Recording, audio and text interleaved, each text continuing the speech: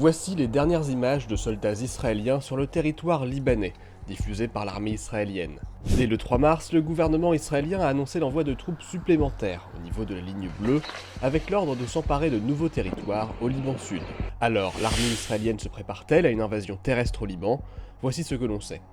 Tandis que l'armée israélienne a conduit au moins 350 frappes aériennes sur le Liban en 5 jours, le ministre de la Défense Israël Katz annonçait dès le 3 mars une nouvelle doctrine sur le front libanais. Le Premier ministre Benyamin Netanyahou et moi-même avons autorisé l'armée israélienne à progresser et à s'emparer de territoires supplémentaires contrôlés au Liban, afin d'empêcher les tirs sur les localités frontalières israéliennes.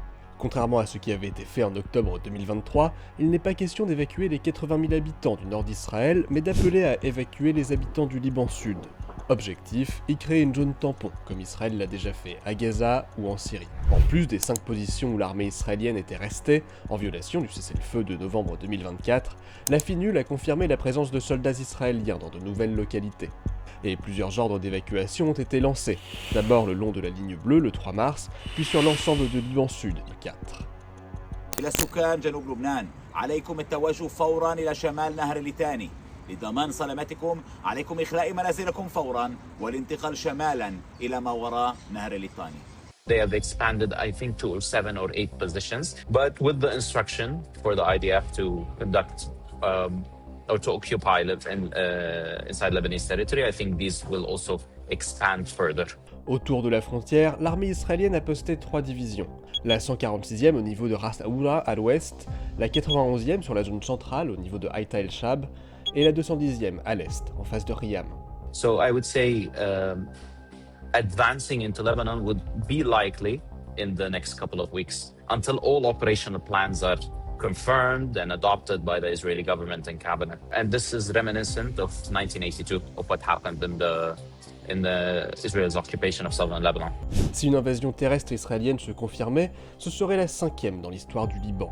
En 1978, Israël avait envahi le sud jusqu'au fleuve Litani. En 1982, l'armée israélienne avait atteint Beyrouth avant de maintenir l'occupation du Liban Sud jusqu'en 2000. Enfin, l'armée israélienne a mené des opérations sur le sol libanais lors des guerres de 2006 et 2024.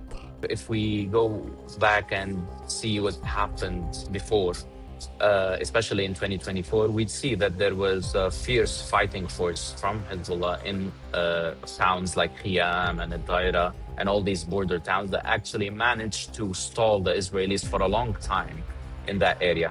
And that's what led to the November 2024 ceasefire. I think they would maybe have the same issue encountering. Hezbollah, as I said, is still a fighting force and can confront the Israeli forces on ground. Pour la première fois depuis le cessez-le-feu de novembre 2024, des affrontements directs ont eu lieu dès le mercredi 4 mars entre le Hezbollah et l'armée israélienne à Riyam et à Deira.